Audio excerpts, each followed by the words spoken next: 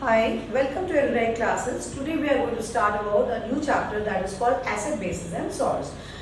So, with the word acid, bases and salts, what do you understand with the word acid? Basically, what is acid? A substance which releases a hydrogen ion in its aqueous form is known as acids. That is what we have studied in lower classes. Okay. So, but the proper definition according to your present 10th class should be an acid is a compound which when dissolved in water yields hydronium ion as the only positive ion. Hydronium ion. What is hydronium ion now? As you know, what is hydronium ion? As I told you before that H plus when reacts to water yields a hydronium ion. We will not go in detail about this hydronium ion because this is a bit descriptive in ICSC and it is not in your syllabus, but whenever the H ion which is released, it reacts with water, it forms a hydronium ion. The charge is here as the only positive ion. So, as I told you, the acid, what is an acid? Acid is a compound which when dissolved in water yields the hydronium ion as the only positive ion. And what about base? If in layman's language you want to explain what is a base is a substance, you will say that which when dissolved in water yields OH ion as the only negative ion. Okay? So a base is a compound which when reacts with the hydronium ion of an acid, a base is a compound which when reacts with the hydronium ion of an acid to give salt and water only. We have discussed about now acids and bases, and we have a slight idea what is an acid and what is a base. So now we will discuss about what are indicators. So indicators, as the name suggests, it says कि indicate कर रहा है. क्या indicate कर रहा है? Acidity बता रहा है और basicity बता रहा है solution की. किसी भी solution की acidity और basicity बताता है. तो जैसे कि हमने बात करी कि नेचुरल इंडिकेटर्स होते हैं, कुछ नेचुरल इंडिकेटर्स, उसमें लिटमस का मैंने अभी एग्जांपल दिया था. एंड लिटमस के अलावा भी कुछ नेचुरल इंडिकेटर्स होते हैं, जैसे कि petals of sunflower and like hydrangea and geranium and all that. And ऐसे ही आपका कैबेज की रेड कैबेज लीव्स भी इंडिकेटर का काम करती हैं. तो डिफरेंट सॉल्यूशंस में उनका डिफरेंट कलर चेंज होता है. ठीक है. वैसे ही हमारे नेचुरल इंडिकेटर्स की तरह हमारे पास सिंथेटिक इंडिकेटर्स भी होते हैं. Synthetic indicators are basically they are phenolphthalein and methyl orange.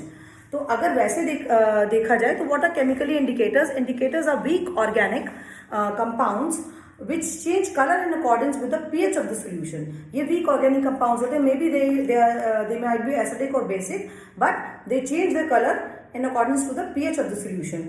So अभी मैंने यहाँ पे कुछ इंडिकेटर्स ऊपर लिख रखे हैं. कौन कौन से लिखे हुए हैं? Methyl orange, phenolphthalein, litmus, phenolphthalein, alkaline. तो इसमें से मिथाइल ऑरेंज और फिनोप्थलीन जो है वो सिंथेटिक इंडिकेटर और लिटमस जो है एक नेचुरल इंडिकेटर है.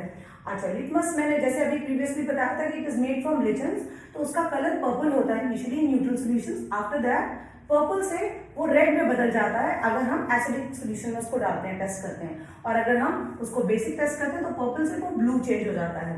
एंड फिनोप्थलीन जो है वो न्यूट्रल सॉल्यूशन में कलरलेस रहती है और एसिडिक में कलरलेस रहती है और बेसिक में वो पिंक हो जाती है. सिमिलरली मिथाइल ऑरेंज जो है वो न्यूट्रल सॉल्यूशन में ऑरेंज रहता है और एसिडिक सॉल्यूशन में वो पिंक हो जाता है. बेसिक में अगेन वो येलो हो जाता है. ऐसे इससे आपको आइडिया लग गया होगा कि डिफरेंट अलग अलग इंडिकेटर्स जो हैं वो अलग अलग acidic, basic and neutral solution में उनके कलर चेंज डिफरेंट होते हैं. ठीक है. Then there are universal indicators also. Universal indicators हमें क्या बताते हैं? They tell us about the strength of the acid and the base. तो whatever is the strength, अभी क्या है, बाकी इंडिकेटर्स आपको सिर्फ ये बताएंगे कि इट इज एसिड और बेसिक, पर एसिडिक और बेसिक, पर यूनिवर्सल इंडिकेटर हमें उसकी स्ट्रेंथ बताते हैं. तो universal indicators are basically like for example pH paper हमें क्या बताता है कि उसकी एसिडिटी कितनी है और बेसिसिटी कितनी है. पीएच पेपर क्या होता है? एक स्केल है, पीएच स्केल टाइप का, उसका 0 to 14 उस पर स्ट्रेंथ होती है.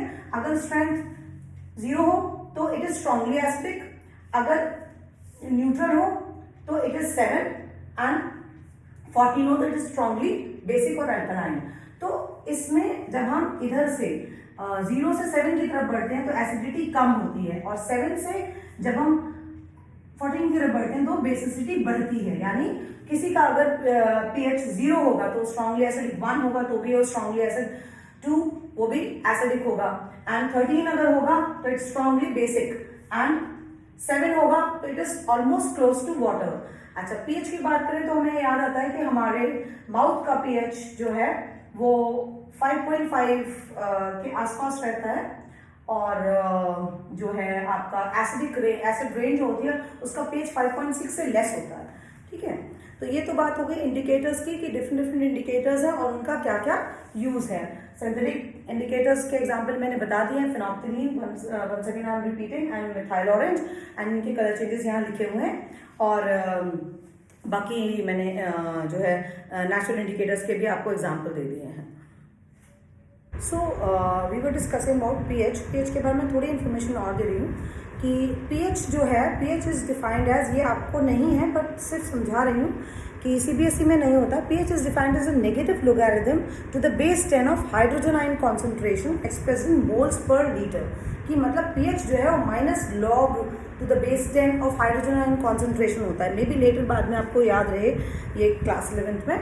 अदरवाइज पीएच मतलब टेक्निकली पीएच एक वैल्यू है। ठीक है, कैसे मेजर करते हैं, क्या मेजर करते हैं, हाइड्रोजन आयन कॉन्सेंट्रेशन के हिसाब से हम बताते हैं कि चीज़ कितनी एसिडिक है, कितनी बेसिक है। अच्छा, इसमें एक चीज़ मिस हुई कि रेड कलर जब आपका उसका पीएच का सोल्यूशन इसका रेड हो जाता है तो it is strongly acidic, and orange तो थोड़ा सा कम है, फिर येलो थोड़ा और कम है, और ग्रीन के पास हम न्यूट्रल हो जाता है।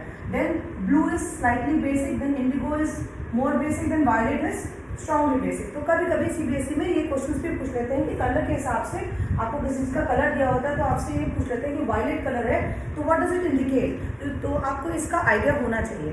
Then we can talk about the pH of different acids, like देखियो एसिड में HCl का pH अगर हम जानना चाहें तो इट इज 1.0 यानी ऑलमोस्ट 1 है ना। सल्फ्यूरिक एसिड का pH 1.2 होता है। ऐसे ही एसिटिक एसिड और विनेगर का pH जो है वो 2.9 के आसपास होता है। विनेगर हम जो कॉमन घर में होता है सभी के पास, चाइनीज डिशेस में पड़ता है, आपको मालूम होगा विनेगर। अभी आप इस साल विनेगर के बारे में काफ़ी seriously COOH which is acetic acid, will study in detail. So then tartaric acid is from tamarind, it is obtain और ग्रेप्स में से आता है और उसका pH लगभग 3.5 के आसपास होता है। देन दूध जो बहुत कॉमन है उसका pH होता है 6.6। तो जब pH उसका लैक्टिक एसिड मिल्क का pH 6.6 से जो है 6.6 से pH जो है कम होने लगता है ना, यानी 6.6 से लेस होने लगता है तो जो दूध जो है वो सार होने लगता है, turn sour, and it becomes what, curd बन जाता है। ठीक है, एंड देन ह्यूमन ब्लड की बात करें तो ये सब तो चीज़ें एसिडिक हो गई। कुछ एल्कलाइन वैल्यूज पीएच की, कौन कौन सी एल्कलाइन सॉल्यूशंस की पीएच वैल्यूज बता रही हूँ। ह्यूमन ब्लड का पीएच लगभग 7.3 के आसपास रहता है। Then albumin in egg is 7.9। ये मैं सिर्फ ब्रीफ आइडिया दे रही हूँ ताकि आपको आइडिया लग जाए। Sodium hydroxide is a strong base and pH is 13। Sodium hydroxide का पीएच जो है वो 13 है। It's a very strong base. वो भी मैंने एग्जांपल दिया था कि NaOH and KOH are both strong bases and they are strong alkali also. तो ये बेसिस भी है और एल्कली भी है। ठीक है, ये तो पीएच के बारे में। अच्छा, कुछ यूटिलिटीज भी हैं पीएच की कि एग्रीकल्चर में पीएच का कहाँ यूज होता है। एग्रीकल्चर में हम सॉइल टेस्ट करते हैं, वी जस्ट टेस्ट सॉइल, और जैसा भी सॉइल होता है उसके हिसाब से क्रॉप्स जो है उसमें उगाए जाते हैं। ठीक है ना। तो जो है डेयरीज हैं, डेयरीज में भी हम पीएच देखते हैं कि अगर मिल्क का पीएच 6.6 से कम हो गया तो अभी बताया मैंने, तो उस केस में वो इट चेंजेस इनटू कर्ड। तो हम कोशिश करते हैं कि पीएच गिरे ना वहाँ पर। ठीक है, बिकॉज इतना सारा मिल्क होता है and we have to supply it. Then again in medicine also we test the pH हम यूरिन का पीएच टेस्ट करते हैं एट टाइम्स। आपके मेडिकल टेस्ट होते हैं एंड ऐसे आपके ब्लड टेस्ट में भी हम पीएच टेस्ट करते हैं कई सारी डिजीज़ का पता लगाने के लिए। ठीक है। अच्छा, पीएच की काफ़ी इंपॉर्टेंस है हमारी डेली लाइफ में। इसका एक पूरा पैराग्राफ आपकी बुक में दिया हुआ है। तो जैसे हमने अगर कोई जो है एनिमल आपको या कोई इंसेक्ट आपको काट ले, जैसे कि हनी बी, ठीक है, तो हनी बी जब हमें काटती है, स्टिंग करती है, तो उसके स्टिंग में क्या होता है, उसके स्टिंग में होता है जैसे फॉर्मिक एसिड। फॉर्मिक एसिड की वजह से स्वेलिंग आने लगती है। तो अगर आप उस पर कोई बेस रटेंगे, ठीक है, कोई बेस अप्लाई करेंगे and you rub that base, तो उसका जो एसिडिटी है, फॉर्मिक एसिड की वजह से जो एसिडिटी है वो न्यूट्रलाइज हो जाएगी। अभी फॉर्मिक एसिड का फॉर्मूला भी होता है, आपको पता होना चाहिए, HCOOH, but not now, may be when carbon आप करेंगे तो आपको याद हो जाएगा, ठीक है। उसके बाद ये हो गया। ऐसे ही आपका एक नीडल प्लांट होता है, उसका अगेन जो है बेसिक वो नीडल प्लांट जो है वो अगेन उसके अंदर फॉर्मिक एसिड होता है। तो वो भी जंगल में अगर आपको आसपास नीडल प्लांट होगा तो उसके आसपास डॉग प्लांट, DOCK, वो भी होगा। तो वो बेसिक होता है और वो एसिडिक होता है। तो नीडल प्लांट की अगर आपको लग जाए पत्तियों से, अगर आपको मतलब क्या बोलते हैं, चोट लग जाए, तो वो आप उस पर डॉग प्लांट की पत्ती रब कर सकते हैं। सो वो क्या है, उसका एसिडिटी को न्यूट्रलाइज कर देती है, फॉर्मिक एसिड को, ठीक है। तो ये सब हमारे नेचर में जो भी चीज़ें दी हैं उनके साथ में उन्होंने वो भी देखे, रेमेडीज भी दे रखी हैं। देन पीएच इन और डाइजेस्टिव सिस्टम। डाइजेस्टिव सिस्टम में पीएच का क्या रोल है,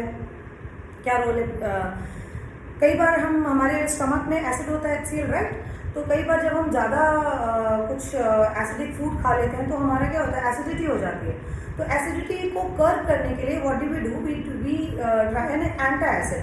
anti acid basically magnesium hydroxide का सोल्यूशन या कोई बेस। तो हम अगर बेकिंग सोडा भी डिजॉल्व करके पी लें तो भी हमें रिलीफ आ जाएगा, या फिर MgOH होल ट्वाइस हम एंटी एसिड इनो में जो जनरली होता है वो पी लें तो एसिडिटी कर्व हो जाती है and we get a relief very soon, है ना। तो ये भी वही इसी का एग्जाम्पल है कि अगर एसिडिटी बढ़ गई तो उसको न्यूट्रलाइज करने के लिए हमने एक बेस ले लिया और जिसकी वजह से वो मतलब हमें आराम मिल गया, है ना। तो ये सब पीएच के कुछ वो हैं ऐसे ही। और तो I think I have discussed almost all pH. Now we will discuss the next topic, okay.